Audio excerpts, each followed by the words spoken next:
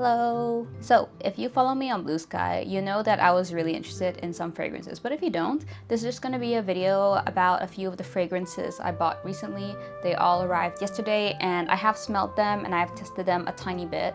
Not all of them at once, of course, but I just wanted to go ahead and talk to you about them. So, the three things I'm going to be looking at today are first, SNIF's Extra Whip, and two of KITSCH's new hair perfumes. And we'll talk about hair perfumes later. Let's go ahead and start with the SNIF one. So just so you know, I have had other products by SNIF. I basically have a lot of the Creme Couture set, and I actually really don't like it as a perfume. Like I cannot stand the smell of Creme Couture. It smells like vomit. So I told myself I'm not gonna buy another perfume from them. This is a mist, so I was okay with it. I also got it 15% off. It comes in like I can't remember what it's called, but there's basically like a hotcakes perfume and then 3 mists, and you're meant to layer them. I actually did get the opportunity to smell all 4 of them because my friend Annabelle ordered the full set, but I was like, I'm not buying hotcakes because like if it's anything like Creme Couture, it's over, right? I just like have so little faith in Creme Couture. I will say though, I do own the laundry stuff, like the Creme Couture laundry stuff, and I wouldn't rebuy it, but it's alright because it smells a lot more like berries. But that's another thing. Anyway, so this is a mist, and I think it's one of their first mists, so I was willing to try it out. The other 2 mists are, there's like a berry one, berry styles, and then there's a hazelnut banana one, chocolate hazelnut banana, and neither of those appeal to me, but I'll talk a bit about them later. Let's get into Extra Whip. So this is how it looks like. As you can see, I actually already opened it, but just to talk about the packaging first, both me and my friend thought that the cap feels so cheap, like very cheap plastic, so not the best. I took some notes too, so I might read off my phone here and there. But first, let me pull up the notes so you can see them. So the notes are cold aldehydes, icing sugar, whipped cream, vanilla, milky sandalwood, and fluffy musk. And I actually didn't know what aldehydes are, and I had a little search. Apparently aldehydes are like the thing that makes some scents smell a bit soapy and like diffusing, like that kind of scent. I'm not sure, but it's basically something you add to perfumes, and it's generally described as like a slightly soapy kind of scent. Before I tell you what I think about this, I want to show you the way they advertise this. Like I'll pop some pictures up and stuff, but this is how they described it. This lactonic body mist is the fluffy topping your nostalgia has been waiting for. We whisked icing sugar, vanilla, and cold aldehydes with sandalwood and musk to create a nostalgic scent that's cooler than whipped cream straight from the can. So the whole point of it, if you look at the pictures too, is that it's meant to be like whipped cream, right? So I was expecting something along the lines of Heavy Cream by Fleur. Of course, not exactly, because I don't have low trust in SNIF, because I actually do like this, spoilers. But I just knew that they don't make those kind of light, fluffy scents. So I felt there was a bit of disconnect between like the pictures they're using to advertise it, like fluffy whipped cream, and how it actually smells. So how does it actually smell? It smells like your typical vanilla musk, but it's a well done vanilla musk. But I fear it doesn't go beyond that. It's just a vanilla musk. I will say though, the longevity on this thing is really, really strong, and you can smell it a lot. Like just opening it, like I can smell it. Of course, like this, I can smell it a lot, but like just from this distance, I can smell it without spraying it. So I'm actually not gonna spray it right now because I'm gonna test the other 2 things. But it's very long lasting, especially considering it's a mist, not a perfume. It's quite well done for a vanilla musk. It feels a bit on the warmer side. I know they keep saying cool, cold aldehydes, and cooler than whipped cream straight from the cans. It gives like an image of something being kind of cold, kind of like Kayali's Yum Pistachio Gelato. Like that one is actually cooled and cold feeling. This is not cold. This is kind of like neutral or warm, okay? And I think the reason for that is because although you can smell a really strong creamy lactonic scent, it doesn't change the fact that you can also smell a really strong musky sandalwood scent. Like it comes off really strong. Like even if you call it milky sandalwood and fluffy musk or whatever it was, that doesn't change the fact it smells like sandalwood and musk. And that woodiness, especially the sandalwood, I think really gives it more weight and makes it not like that light, airy whipped cream scent that you're expecting. I mean, maybe people are not expecting it. Maybe it's just me. I mean, I wasn't really expecting it either because I know how SNIF is like, but you know, like the image it conjures in your head when you hear Extra Whip or you see all those whipped cream pictures. I would say this is definitely a gourmand. but it's not overly sweet. So it might be a gourmand for people who don't want to smell like juvenile or something like that. And I ultimately think that's what SNIF really likes. Like all their scents, I've smelled this one, Creme Couture, I smelled Tarte Deco, and I smelled all the other ones as well, like in this set. They always have the kind of scent where they're trying to do gourmands, but they're also trying to seem like a bit mature, like they're for adults, not for kids kind of thing. And personally, I don't think there's an age to enjoy certain scents. I prefer scents that are not like we just put in a whole bunch of wood, amber, and musk to make it smell more mature, right? But that being said, again, I do like this. I felt like the creaminess does come through, and there's no, you know, if you smelled Creme Couture, there's that kind of like sicky smell, like the smell of vomit. I don't have to say this like politely. It smells kind of bad. This doesn't have that at all. This is safe. I've compared Creme Couture to Bath & Body Works type smells before.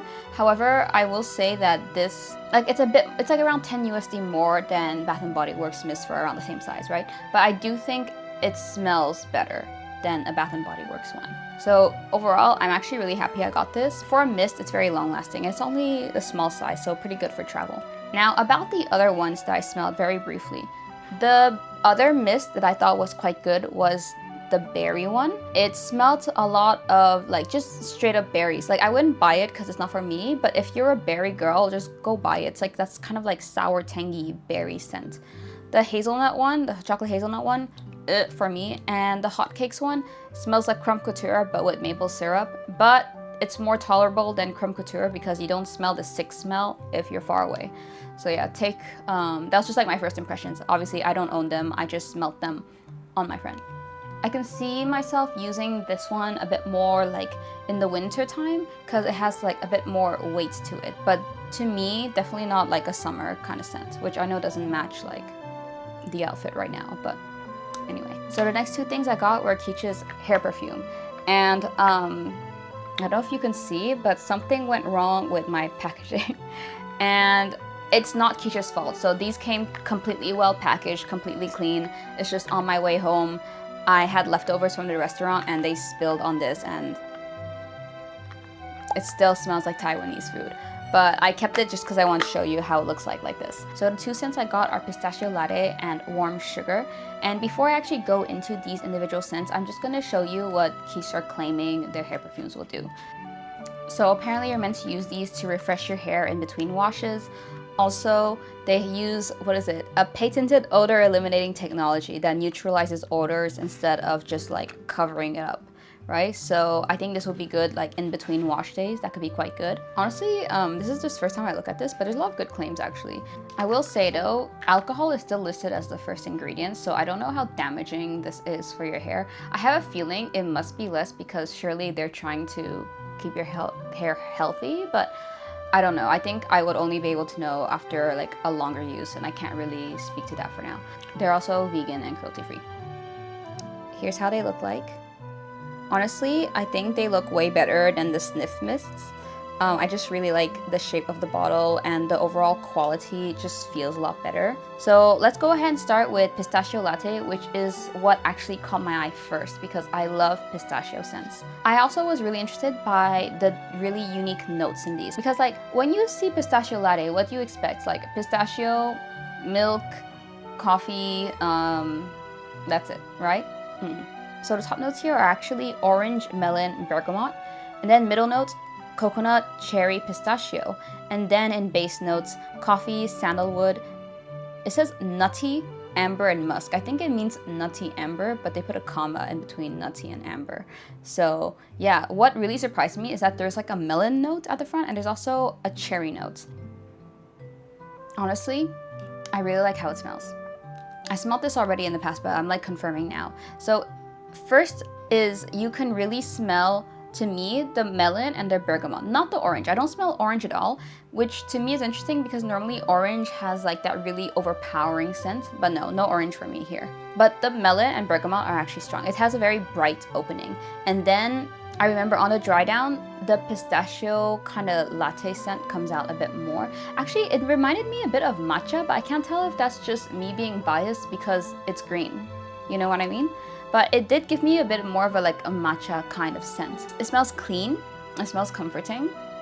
It's maybe on the warmer side because of the sandalwood and like amber and musk as usual, but it is still bright and fresh because of that opening melon note. The pistachio is not as strong as, for example, Kayali's pistachio one, but I still think you can smell it. And the coffee note, it smells like a latte, but doesn't smell like coffee. Does that make sense? Like, it smells like the milky part more than the coffee bean part. Like, you're not gonna walk around and smell like coffee beans with this, which is a good thing. I don't really want to smell like coffee beans. So yeah, bright opening, more of a creamy pistachio scent after, and kind of a musky, woody scent as well. So warmer, I think, for people who like gourmands that are not overly sweet. It's one of those scents again. I definitely enjoy it. I think it will layer really well with like, maybe like Taipei One Day or something like that, those kind of scents. All right, the next one I'm gonna look at is warm sugar. And I just want you to close your eyes a minute and imagine what you think warm sugar would smell like. Because for me, when I think warm sugar, I think, oh, sugar slowly melting over the fire, caramelizing, you know, the top of a creme brulee or something like that. No, just get that out of your mind. This is not it, okay? This is a bright perfume. And I actually think it should have been called something else, not warm sugar. It's a bit of a misnomer. When I was talking with my friend, I kept saying spun sugar because it's actually a very bright and cool and fresh perfume. Let me read you the notes. So top notes here, pink grapefruit whipped cream. Middle notes, spun sugar, bergamot blossom. And base notes, musk vanilla praline. And let me tell you, the top notes, the pink grapefruit and whipped cream, you can 100% smell that like so strongly at the beginning. It smells like creamy grapefruit. Although that first spray has a really strong grapefruit scent, it does dry down to something that's very light and airy, like cotton candy. It actually is super, super reminiscent to me to Kayali Bougie Marshmallow when it dries down. Not quite as potent and not quite as maybe like red berry leaning, more citrus leaning, but it is still very, very similar. And I actually thought when I sprayed this, like this is gonna be perfect to layer with Bougie Marshmallow because they are exactly the same scent profile. Light, fluffy marshmallow, cotton candy, like that kind of vibe. Creamy, milkshake, exactly what it is. I personally really like that one, it's my favorite. If you like Kayali Bougie Marshmallow, and I would even say if you liked heavy cream, like Fleur's heavy cream, you will like warm sugar. It smells really, really good. And I can see myself using it the most, especially during spring, summer, because it's such a like light, airy, bright scent. In terms of like spraying it on your hair, it doesn't leave any stickiness or anything, like it feels completely normal. But I will say the actual spray is very like wet. Does that make sense? Like it's splurts out. It doesn't spray out, it splurts out. So you'll have like droplets going everywhere. That's not really my favorite. I feel like a fine mist would have been fine even for your hair. So that's too bad, but again, it's just, I guess, a little thing. I don't remember the exact prices for these, but I'll put them on the screen. But yeah, these are the 3 things I got. Honestly, I like all of them. If I had to pick a favorite, warm sugar for sure, and these 2 I think are tied because they're both of a similar profile. Although I will say, maybe I'll put pistachio latte higher just because it smells way more unique than extra whip. Extra whip, I think what bothers me a bit with extra whip is that like the marketing around it, like the whole like whipped cream thing, when it actually just smells like vanilla musk, is like a bit of a letdown, but again, like what you expect from SNIF, you know what I mean? So yeah, that's all I have for today. Let me know what you think if you bought these or similar ones. I saw they already have like another cherry one. Like, girl, didn't these just come out? Anyway, the tart cherry one, I just took a look briefly, and it's basically got like tons of musks and like wood and like also rose and jasmine, which I don't like. I especially don't like jasmine, so it's definitely not for me. And also I got 2. These are gonna last me a long time. I don't really need another hair perfume now. But yeah, that's all I have for today. I hope you enjoyed the video, and if you were looking for like, I guess, a bit of a mini review or someone's opinion on these, I hope it was helpful. And also, if you're hesitating on which ones to buy, warm sugar. Unless you don't like things that are too sweet, then I guess this one. But yeah, I'll see you guys next time. I'm going on holiday next week, so hopefully I'll have some footage from that to share for you. Bye!